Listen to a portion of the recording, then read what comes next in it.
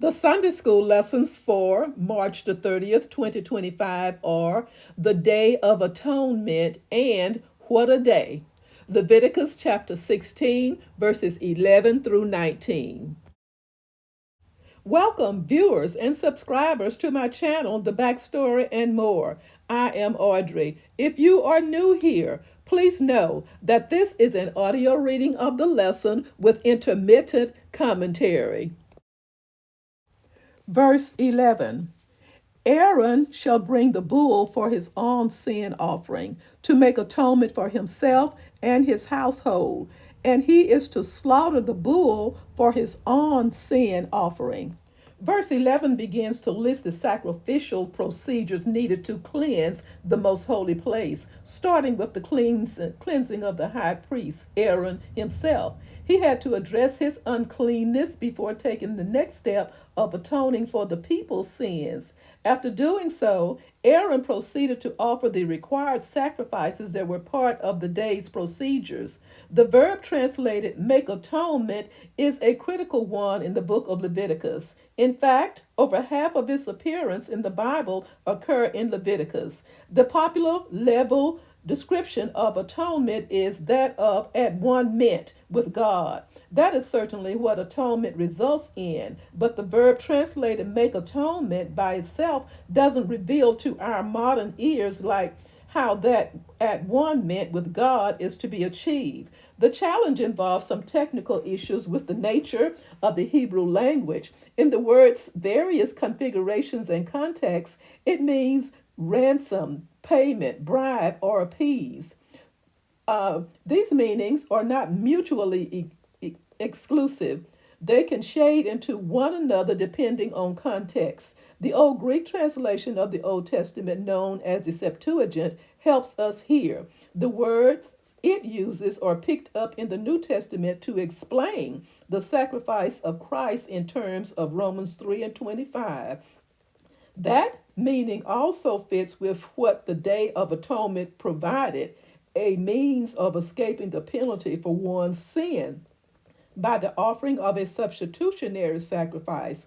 Sin offerings are explained in Leviticus chapter 4, verses 1 through 5, and verse 13. Verse 12. He is to take a censer full of burning coals from the altar before the Lord, and 2 handfuls of finely ground fragrant incense, and take them behind the curtain. Verse 12.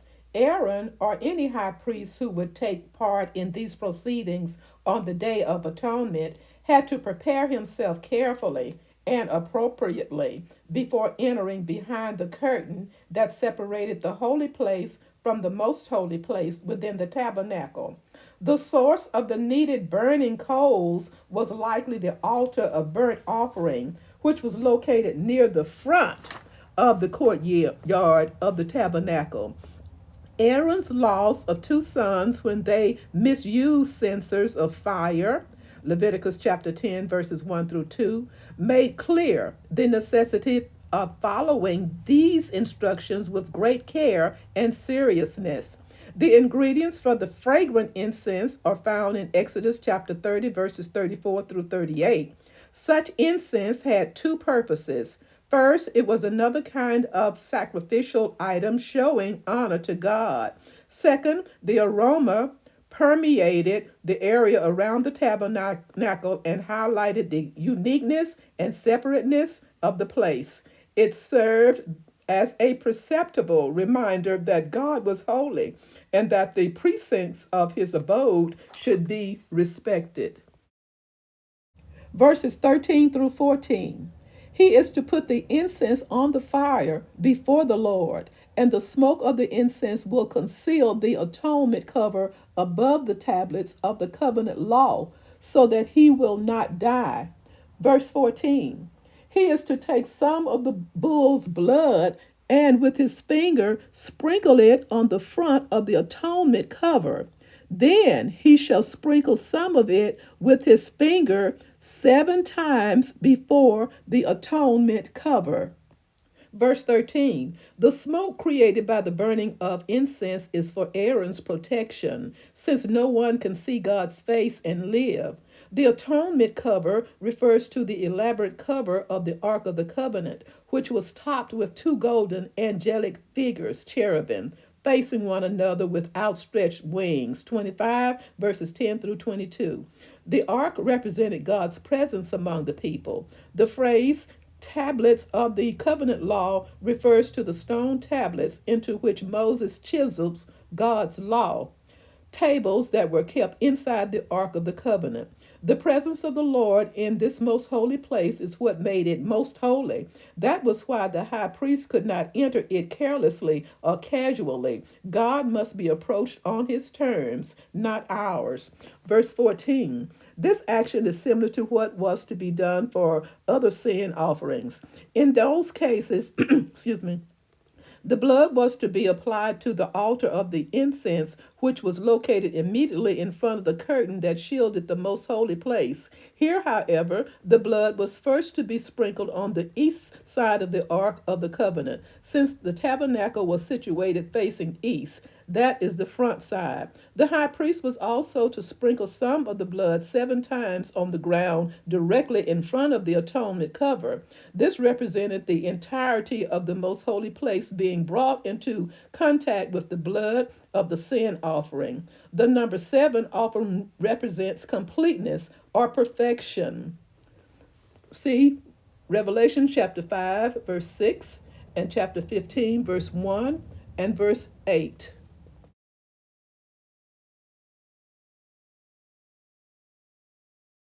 Verse 15, he shall then slaughter the goat for the sin offering for the people, and take its blood behind the curtain, and do with it as he did with the bull's blood. He shall sprinkle it on the atonement cover and in front of it. Verse 15, having provided atonement for himself and his family, the high priest was then to prepare to enter the most holy place a second time on behalf of the people, his fellow Israelites. That preparation involved killing one of the two goats for the sin offering, mentioned in Leviticus chapter 16, verse 5. The first goat was slaughtered as an atoning sacrifice, cleansing the sacred precincts from the impurity of Israel's sin. The other goat became the scapegoat, which was released into the wilderness. Leviticus chapter 16, verses 8 through 10, and verses 20 through 22. The priest would first lay hands on the goat's head and confess the people's sins over it, thus transfiguring them symbolically to the animal. 16 and 21. A person would then be charged with taking the goat into the wilderness and releasing it so that it wouldn't return. The scapegoat and its destination thus represented the complete removal of the sins and impurities of the people. 15 also, the high priest was to follow the same procedure that he did in providing atonement for himself and his household. Sin offerings on behalf of the people are described in detail in Leviticus chapter 4, verses 13 through 21. Verse 16. In this way, he will make atonement for the most holy place because of the uncleanness and rebellion of the Israelites, whatever their sins have been. He is to do the same for the tent of meeting, which is among them in the midst of their uncleanness. Verse 16. We may wonder why the most holy place would need atonement. After all, inanimate objects have no consciousness or ability to sin. As pointed out in the comment on verse 11, atonement addressed not only individual sins, but also the contamination of places and things closely associated with the holy God. Therefore, atonement was not only for people, but also for consecrated things and areas.